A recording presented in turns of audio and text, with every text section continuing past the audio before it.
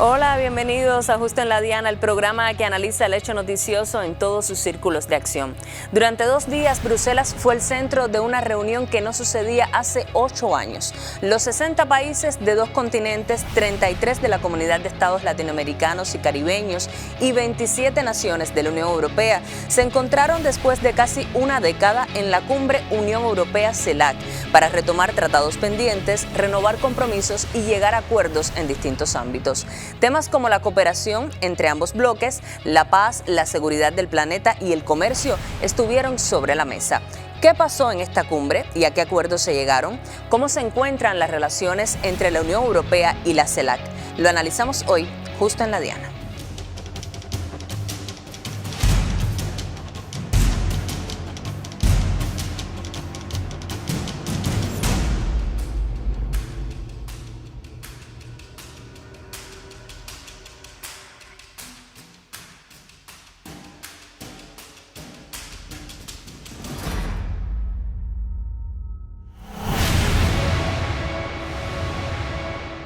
Los mandatarios de América Latina llegaron a la cumbre Unión Europea-CELAC con propuestas concretas. El presidente colombiano Gustavo Petro planteó trabajar en el concepto de prosperidad social descarbonizada. Creo que la solución que aquí se ha mencionado tiene que ver que la baja huella carbón de América Latina, que puede ser aún más baja con la transición energética, da una oportunidad si se deslocaliza la producción europea en América Latina y si pensamos entre ambos bloques un crecimiento de la producción, crecer y deslocalizarse al mismo tiempo, con lo cual la huella carbono general de nuestras economías bajaría en beneficio de la humanidad. A este criterio se sumó el mandatario chileno Gabriel Boric, quien también resaltó la importancia de promover la igualdad entre los docentes regionales. Es necesario que desde Europa se vea y entienda a América Latina y el Caribe como socios iguales, en condición de igualdad. Y creo que todavía nos queda mucho por avanzar en términos culturales en esa dirección. De igual forma, el presidente argentino Alberto Fernández se refirió al impacto del cambio climático. Debemos fortalecer nuestra colaboración en este ámbito, adoptando compromisos para mitigar las consecuencias de esta crisis y promover una transición hacia una economía sostenible y respetuosa con el medio ambiente, teniendo en cuenta el principio de las responsabilidades comunes pero diferenciadas y las respectivas capacidades nacionales. Europa sabe bien que somos proveedores de oxígeno que brindan nuestras selvas, nuestros bosques y nuestros montes. Europa y el norte desarrollado saben bien que somos acreedores ambientales, aunque nunca hemos sido tratados de ese modo. La condena contra el bloqueo estadounidense impuesto a Cuba también fue uno de los temas recurrentes en el evento, tanto por parte de presidentes latinoamericanos como europeos. No puedo dejar de decir que en estos 8 años se ha prolongado el bloqueo que padece Cuba y se ha sumado el bloqueo que padece Venezuela. Y que esto solo genera más pobreza en la región. Y es un daño en la región que no queremos soportar y no nos parece justo que se soporte. Las sanciones de Estados Unidos a Venezuela no aportan a la solución del problema en Venezuela. Las sanciones de Estados Unidos, el bloqueo de Estados Unidos a Cuba no aportan nada al pueblo de Cuba. Menos aún la inaceptable declaración de Cuba como país que ampara el terrorismo, cosa que no es cierta. Por su parte, el mandatario cubano Miguel Díaz-Canel Bermúdez enfatizó que América Latina no aceptará que se le trate como suministradores de materias primas y añadió que resulta urgente un orden mundial más equitativo. La expoliación colonial y el saqueo capitalista convirtieron a Europa en acreedora y a América Latina y el Caribe en deudores. Las políticas financieras de la Unión Europea siguen imponiendo barreras al desarrollo de nuestra región.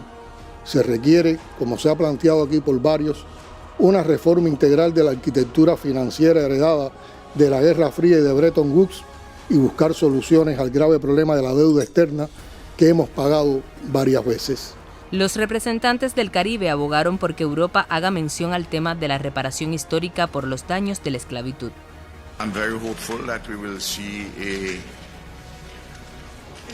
a paragraph in the declaration addressing the historical legacies of native genocide and the enslavement of African bodies, and something towards reparatory justice.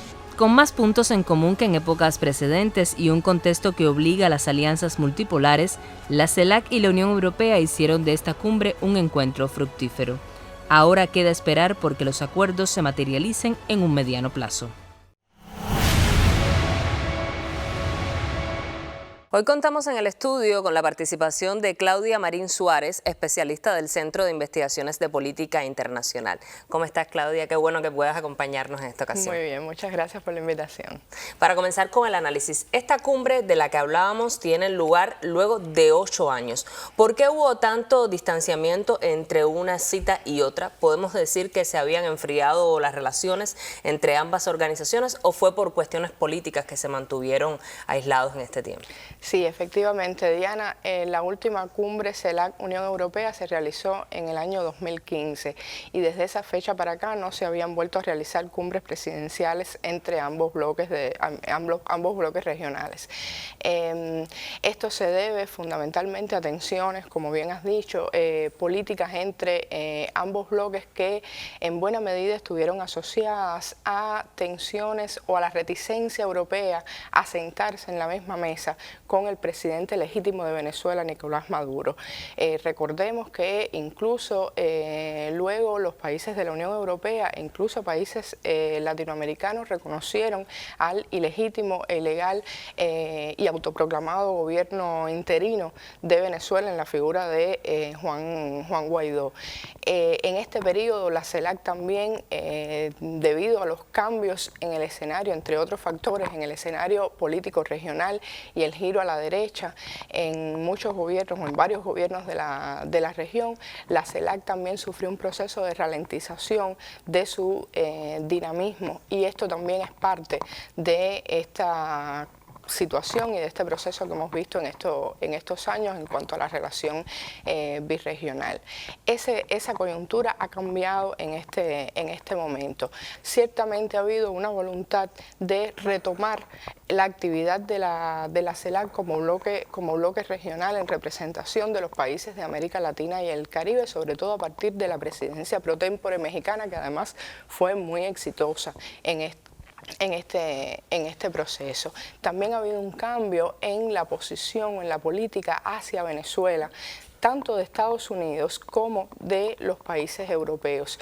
Y ha habido un reconocimiento de que la política de máxima presión que adoptaron en su momento primero no ha sido fructífera, es decir, no ha tenido los resultados que ellos esperaban en términos de cambio de régimen y cambio de gobierno en Venezuela, que en definitivas es un objetivo político que se habían trazado. Esta política fue fracasada y además a eso tenemos que sumarle una coyuntura muy especial derivada fundamentalmente de la incursión rusa en Ucrania y la necesidad de sustituir a Rusia como suministrador de energías. Y en ese caso hace falta o le interesa tanto a Estados Unidos como a Europa inyectar flujos de energía, ofertas de energía en el mercado de combustibles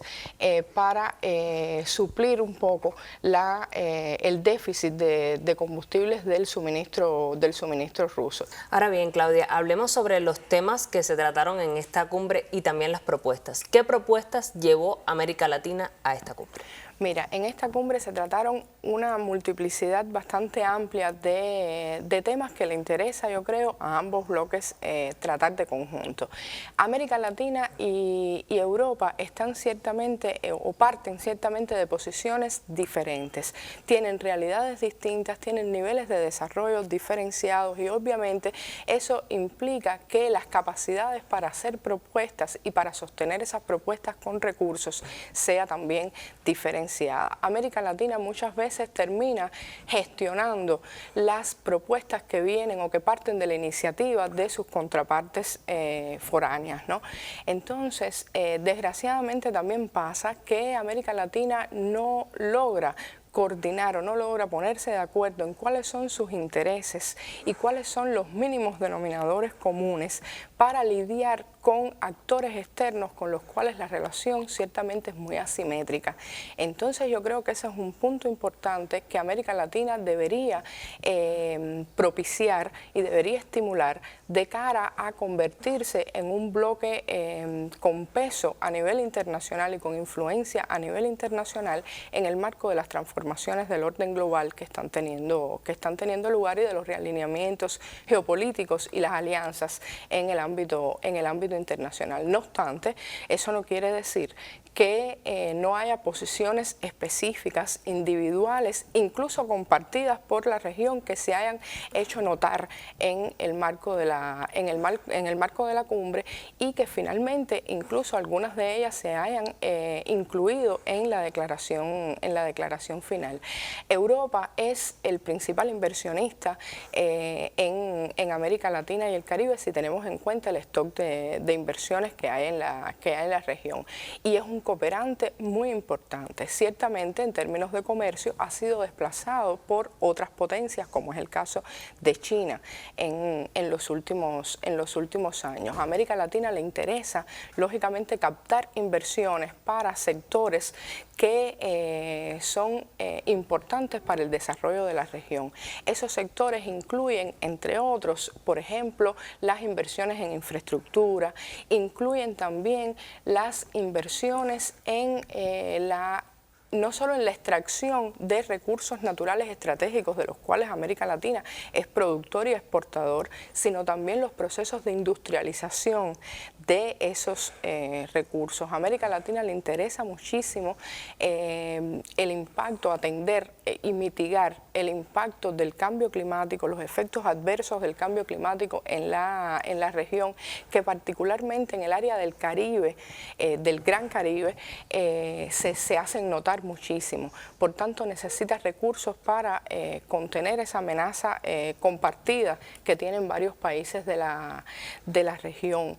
Necesita también flujos de cooperación importantes en varias áreas para asegurar un desarrollo equitativo o lo más equitativo posible. América Latina es la región más desigual del planeta y eso es un tema que a la región le interesa atender. Le interesa también, por ejemplo, las inversiones en salud y propiciar una mayor producción y articulación de cadenas regionales en el ámbito de la salud, de la producción de medicamentos, de la producción de vacunas, el desarrollo científico-técnico, son temas muy importantes. También hay demandas en el orden político que la región ha avanzado en esta cumbre. Entre ellas hemos visto, por ejemplo, que por primera vez en una declaración birregional se incluye el tema de las reparaciones, o se toma nota al menos, de la demanda caribeña de reparaciones por la esclavitud transatlántica. Eso es un proceso que ha marcado muy fuertemente el desarrollo de las naciones del Caribe. También por primera vez la Unión Europea no asume, pero toma nota de la demanda latinoamericana en favor del apoyo a la soberanía argentina de las Islas Malvinas.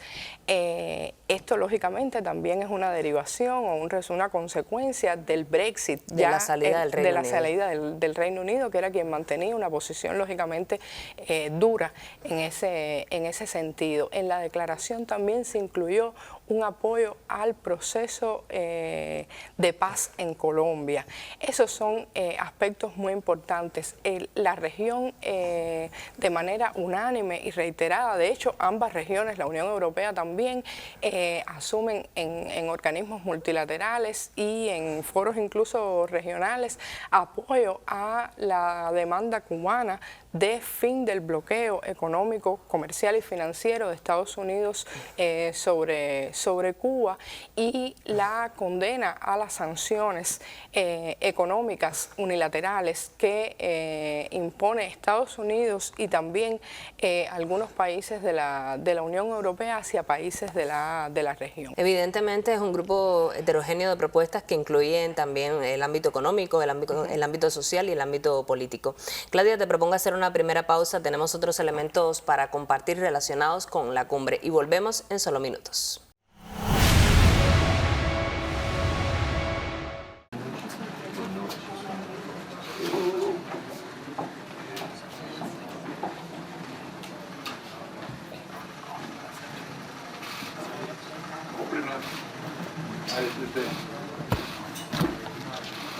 Nós temos uma atividade econômica intensa no Brasil no dia de hoje.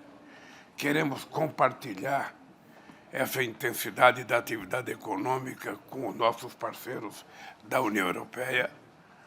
Nós queremos compartilhar com os nossos parceiros do Mercosul e da América Latina e do Caribe.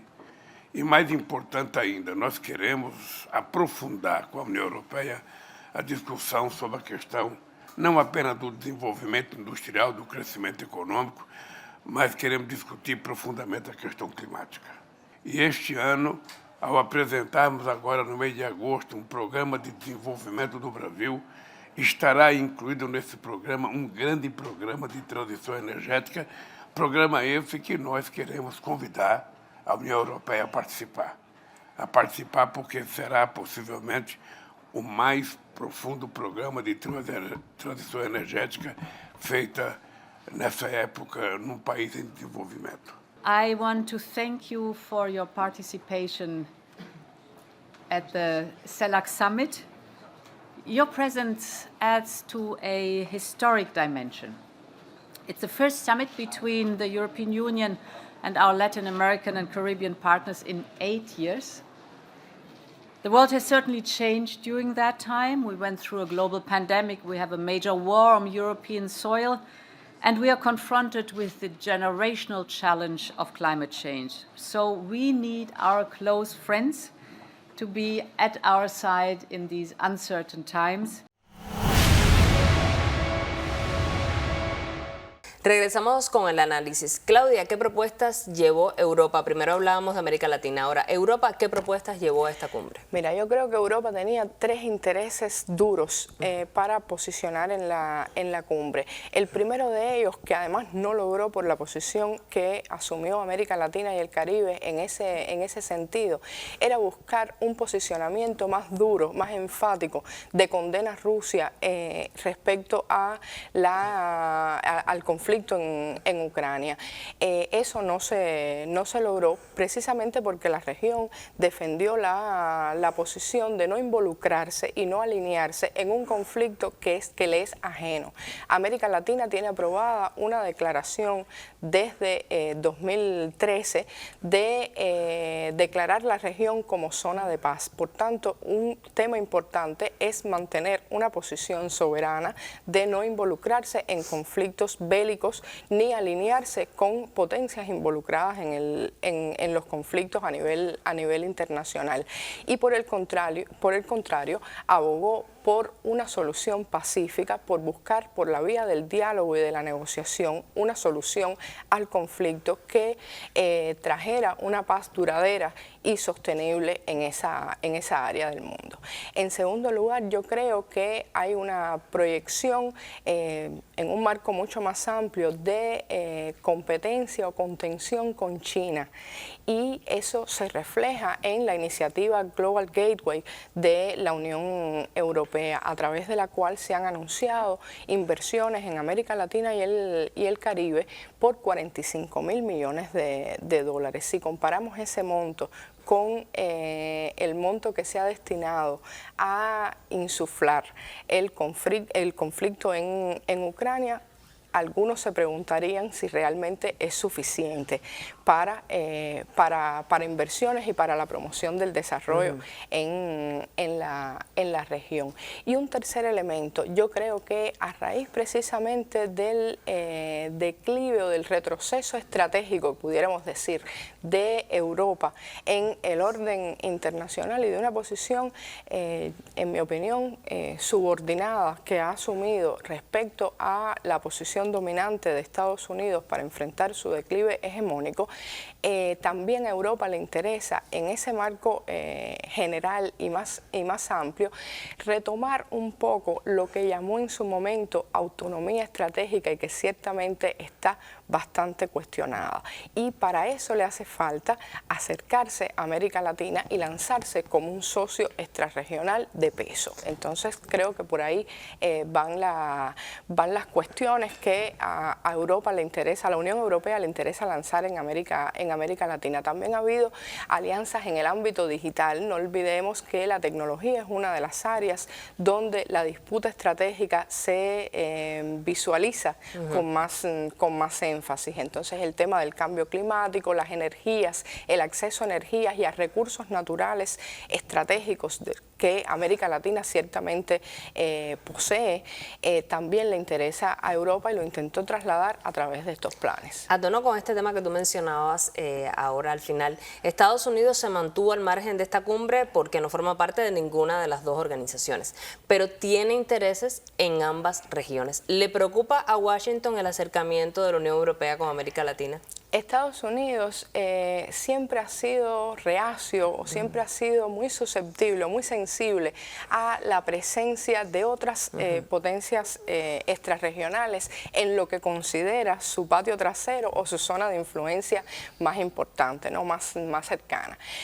Sin embargo, yo creo que en esta coyuntura y a tenor de haber identificado como una amenaza más importante el ascenso de China como actor global que incluso le disputa espacios de hegemonía a nivel internacional, yo creo que la Unión Europea es más hoy un aliado que un contendiente para Estados Unidos. Estados Unidos incluso ha visto, en mi opinión, limitadas sus capacidades para ofrecer con recursos, con respaldo en recursos, opciones para el desarrollo de la región, iniciativas concretas que sean sostenibles en el tiempo. Y en ese sentido ha apelado también a las capacidades de otros socios y aliados que tiene en el mundo. Y en este caso la Unión Europea es uno de esos socios. Ya para finalizar, Claudia, y de manera breve,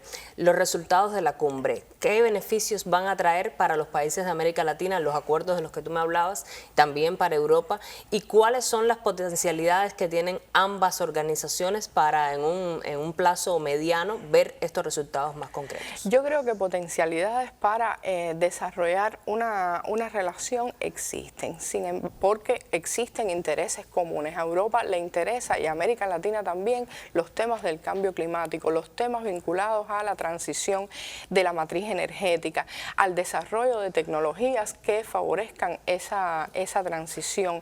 A América Latina le interesa industrializar los procesos de extracción y de transformación de los recursos naturales, el litio, por ejemplo, que es muy importante y de eso se habla muchísimo en estos días porque es muy importante para esas tecnologías de la transición y el cambio de matriz energética. Por ahí yo creo que van las potencialidades, pero yo creo que todavía es pronto para hacer un balance de cuáles son los resultados o cuáles van a ser los resultados de la relación birregional, porque depende de muchas cosas, depende de la forma en que se implementen esas inversiones anunciadas, depende de si realmente se van a implementar los anuncios y los compromisos. Ha sido recurrente en varios discursos en la cumbre, reclamos por cumplir, porque los países del norte cumplan, que además son los que tienen una responsabilidad mayor, por ejemplo, en términos de emisiones de carbono, cumplan los compromisos que han asumido en foros multilaterales y cumplan con los recursos que han prometido destinar hacia la región. Y en ese sentido, entonces, habrá que evaluar cuáles son los impactos y cómo vienen, en qué manera se implementan todos estos acuerdos. Yo creo que es importante haber realizado la cumbre en pie de igualdad, en pie de reconocer la soberanía de cada uno de los miembros y la capacidad de cada uno y el derecho de cada uno de determinar su propio destino. Claudia, te agradezco muchísimo todos estos elementos que nos han aportado para ayudar a entender en contexto qué ocurrió en el marco de esta cumbre que se celebró recientemente. Muchísimas gracias por estar con nosotros. Muchas gracias a ustedes. Ustedes no se aparten de la pantalla. Esto es Justo en la Diana. La cumbre, que se organizó bajo el mandato de España en la presidencia del Consejo de la Unión Europea, tuvo como principal objetivo estimular las inversiones en América Latina, de manera que se creen nuevas fuentes de trabajo, pero siempre teniendo presente el desarrollo sostenible que respete la economía, la dimensión social y el medio ambiente, según declaró el presidente español Pedro Sánchez. Creo que el importante anuncio que ha hecho la presidenta de la Comisión de que se van a destinar más de 40.000 millones de euros a través de esa iniciativa de Global Gateway a inversiones públicas de Europa a América Latina y el Caribe es un extraordinario comienzo de lo que yo creo que va a ser un éxito de cumbre. Lo es desde el punto de vista político, porque estamos hablando de que esta es la primera cumbre que se celebra conjuntamente entre la Unión Europea y la América Latina y el Caribe desde hace 8 años. Desde hace 8 años, y en 8 años han pasado muchas cosas. En segundo lugar, lo es porque en esta cumbre vamos a aprobar, muy probablemente, un mecanismo de diálogo permanente entre ambos bloques para concertar, compartir, aplicar políticas estratégicas en muchos de los desafíos globales que están afrontando nuestras sociedades. Estamos hablando de la desigualdad, de la igualdad de género o también, lógicamente, del cambio climático. Austria, Francia e Irlanda pidieron a los socios latinoamericanos una mayor protección medioambiental. Aportaremos más de 45.000 millones de euros de inversión europea de alta calidad a América Latina y el Caribe. Ya hay más de 135 proyectos en tramitación, así que es un muy buen comienzo. La transición digital y la transición verde también estuvieron en los debates, con particular hincapié en el litio, utilizado como materia prima para las pilas, y el galio, necesario para la producción de hidrógeno limpio, llamado también hidrógeno verde, que puede generar energía sin contaminar el medio ambiente. Asimismo, el bloque europeo llamó al desarrollo de una industria competitiva y sostenible para trabajar materias primas valorizando el sector minero. Estamos unidos por la cultura, estamos unidos por la historia, somos socios naturales, pero hemos de ser algo más que el resultado de la historia, hemos de ser el resultado de la voluntad política de seguir trabajando juntos. Otros temas tratados fueron la ocupación de las Islas Malvinas por parte del Reino Unido, el fin del bloqueo económico, comercial y financiero de Estados Unidos a Cuba y los esfuerzos que están haciendo la Unión Europea y Mercosur para ratificar el acuerdo comercial que firmaron en 2019.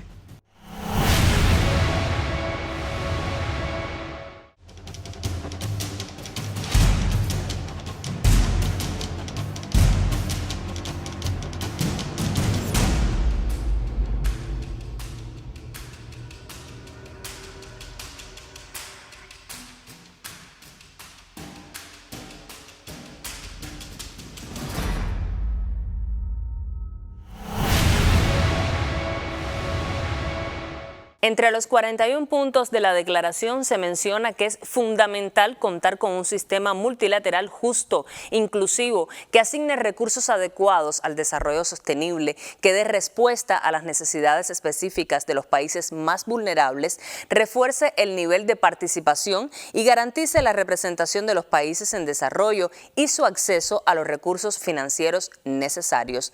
Esperemos que las palabras de esta declaración traigan resultados beneficiosos valiosos para el intercambio entre ambas regiones y sobre todo para el desarrollo de sus pueblos. Lo espero el próximo jueves a las 9:30 de la noche para analizar un hecho noticioso en todos sus círculos de acción. También nos puede ver los viernes a las 10 de la mañana y los sábados a las 5:30 de la tarde. Si se perdió alguno de nuestros programas anteriores, siga nuestro canal en YouTube y allí podrá encontrarlos. Estamos también en Twitter y Facebook. Al final, como siempre les digo, tendrán los elementos que necesitan para poner el dardo justo en la diana.